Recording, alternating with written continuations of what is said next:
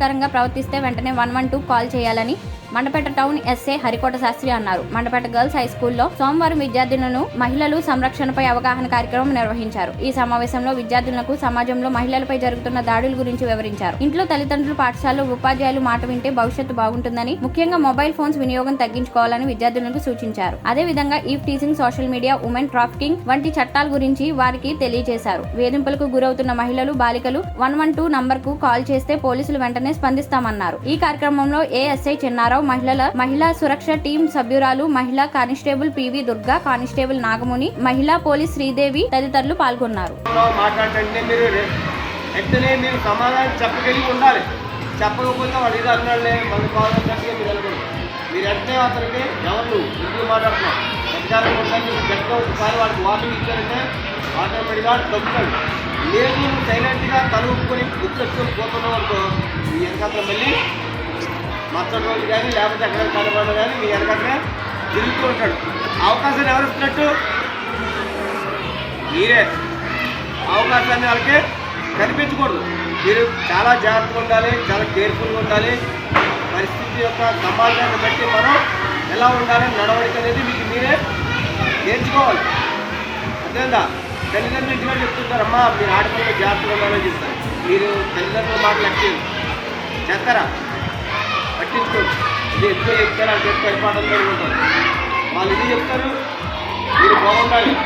మీ కోసం వాళ్ళు కష్టపడి రూపాయలు సంపాదించి మిమ్మల్ని ప్రయోజనం చేయడమే కదా. కానీ మీరమ్మా ఎరవకో కదా, ఇదేదా తల్లిదండ్రులు మాట్లాడరు. స్కూల్కి వచ్చిన తర్వాత, కాలేజీకి వచ్చిన తర్వాత మాస్టర్ చెప్తే మాస్టర్ మాట్లాడరు, వాళ్ళ మీద తిరగబడతారు. అసలు ఎటువంటి చెప్పకుండా కదా. అవునా? ఏం చెప్తారు మీరు? ఏం చెప్తారు? టీచర్ చెప్తే ఎందరో ఎవరైతే లెక్కలేదు. ఇంకా తల్లిదండ్రులు చెప్తే వాళ్ళని ఏకాగ్రత చేస్తారు. ఇవన్నీ చేయకూడదు. ఇవన్నీ కూడా మీకు నష్టం కలిగిస్తాయి. మీరు ఏదో అనుకుంటారు. ఇప్పుడు ఎలా అంటే ఆ పని మాత్రం తప్పు. బాగా తల్లిదండ్రులతో పట్టుకు ఉండాలి. అలాగే మన ఉపాధ్యాయులు అయితే వాళ్ళు చెప్పిన మాటలు చక్కగా వినాలి, చక్కగా చదువుకోవాలి. లెక్కలు అయిపోయినట్టే ఇంటికి వెళ్ళి ప్రశ్న పోయి ఎప్పటికి ఏదో ఇంటికి కాసేపు ఆడుకొని లెసన్ తీసి చెప్పిన లెసన్ తీసి చదవాలి. అలాగే ఒక లెసన్కి 2 టైమ్స్ చదువుకుంటే మీరు 3 టైమ్స్ అక్కర్లేదు, ఏం అక్కర్లేదు. అవునా కదా? 3 సార్లు ఒక లెసన్ చదివితే ఆ లెసన్ ఇంటికి తిప్పి ఏమొచ్చిందంటే ముందు మాత్రం రాయలేరా? మరి ఎందుకు చదవట్లేదు మీరు? ఎందుకు చదవట్లేదు? వాళ్ళు బట్టే కదా. కొంచెం గుర్తు చదివితే ఈజీగా మీరు వాళ్ళకన్నా ఎక్కువ మార్కులు ఎక్కువ పాస్ అవుతారు. అదేవిధంగా ఓకే. 2 సెల్ ఫోన్లు ఎంతమంది వాడతారు? అబద్ధం వాడద్దు. ఓకే, వాడతారు. Very good. అయితే వాడుతున్న వాళ్ళందరికీ ఏంటండి, వాడుతున్న వాళ్ళందరికీ ఒక ప్రమాదకరమైన వార్త చెప్తుందండి. ఇలా ఇంకా తెచ్చు చేతులు ఇచ్చారు. ఇన్స్టాగ్రామ్ అనేది చాలా ప్రమాదమైంది మన జీవితానికి. అది చాలా ప్రమాదమైంది. ఆడవాళ్ళనే కాదు, ఆడవాళ్ళు మరీ ప్రమాదమైంది. ఇన్స్టాగ్రామ్ జోలికి వెళ్ళొద్దు. ఇన్స్టాగ్రామ్ కానీ ఫేస్బుక్ కానీ వాడకూడదు. అదేనా? అది వాడితే ఎవరితో ఒక దాంట్లో లింక్ పెడతారు. లింక్ పెడితే లైన్లోకి వస్తాడు. ఎవరి పేరు పెట్టుకుంటారు, అది ఎవడో నీకు తెలియదు. ఈ ఫోటో పెడతాం, వాడు పెడతాం. ఇలాగా మార్కెట్ చేసి ఇన్స్టాగ్రామ్లో, ఫేస్బుక్లో రకరకాల ఎంతమంది ఆడుతున్నారు ఇబ్బంది. ఇక అది అవసరమా? ఇన్స్టాగ్రామ్లో వాడడం అవసరమా? అవసరం లేదు కదా. సాధారణంగా ఎక్కువ అవసరమైతే ఎవరైనా పూర్తి చేయడం ఉపయోగించడం తప్ప అనవసరంగా కానీ చదువుకొని వాడి ఇన్స్టాగ్రామ్లోకి వెళ్ళి ఫేస్బుక్లో వాడటం కంటే చేయదు. ఇంకా నెక్స్ట్ సైబర్ క్రైమ్. వచ్చిందా? ఇంటర్నెట్ ద్వారానే నేరాలు జరుగుతూ ఉంటాయి.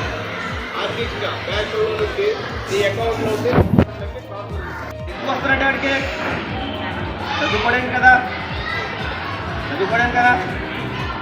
ఇప్పుడు ప్రైవేట్ కాలేజీలకి, ప్రైవేట్ స్కూల్స్కి, మన స్కూల్కి దాటి మనం చెప్పింది చదువుకుంటాం. ఇక్కడ ఉంటే వింటాం, లేకపోతే ఇంటికి పోయి శుభ్రంగా టీవీ చూస్తాం, లేకపోతే అన్నీ మనం యూజ్ చేయాలి. ప్రైవేట్ స్కూల్లో ఏం చేస్తారు, కూర్చోబెట్టి చదివిస్తూ ఉంటారు. మీరు అలా కాదు, చెప్పింది ఇప్పుడు ఎప్పుడు పుస్తకాలు మూడు పక్కన పెడతారు. అలా చేయకూడదు. కష్టపడి చదవాలి. ఈ తల్లిదండ్రులు కష్టపడి రూపాయి సంపాదించి మీకు ఖర్చుల నిమిత్తం ఖర్చులు పెడుతుంటే మీరు ఇక్కడ చదవడం మానేసి బుక్స్ చదువుకోవడం మానేసి సెలవులోనేమో ఇన్స్టాగ్రామ్లోనేమో మెసేజ్లు, ఫేస్బుక్లు అవసరమా? మీరు ఇప్పుడు చదువుకునే టైం, మీరు తెల్లవాడి సెల్తో పని చేసుకునే కార్యక్రమం ఎప్పుడో ఉంటుంది, అప్పుడు చేయాలి. ఇప్పుడంతా కూడా కష్టపడి చదవాలి, చదివి ప్రయోజకులు అవ్వాలి. ఇప్పుడు 10th క్లాస్ వాళ్ళు ఉన్నారు, 10th క్లాస్ ఎగ్జామ్ పాస్ అవ్వాలంటే ఏం చేయాలి? పక్కన చూసేయడం కాదు, కష్టపడి చదవాలి. నువ్వు చెప్పిన లెసన్లన్నీ కూడా ఇంటికి వెళ్ళిన తర్వాత కూర్చొని చదివితేనే నీకు జ్ఞాపకం ఉంటుంది. అప్పుడు ఎగ్జామ్ టైంలో చదువుతారులే అంటే ఏం చదువుతావు? ఎగ్జామ్ టైంలోకి వచ్చేదా చదివితే మాకు వాడికి వెళ్ళిన తర్వాత క్వశ్చన్ ఆన్సర్ మర్చిపోతున్నాం, చదివితే రాయలేదు, రాయగలరా? అర్థమైందా? తల్లిదండ్రులు పూర్తిగా మనం అవగాహన చేసుకోవాలి. వాళ్ళకి అనుగుణంగా మనం పిల్లలు భవిష్యత్తు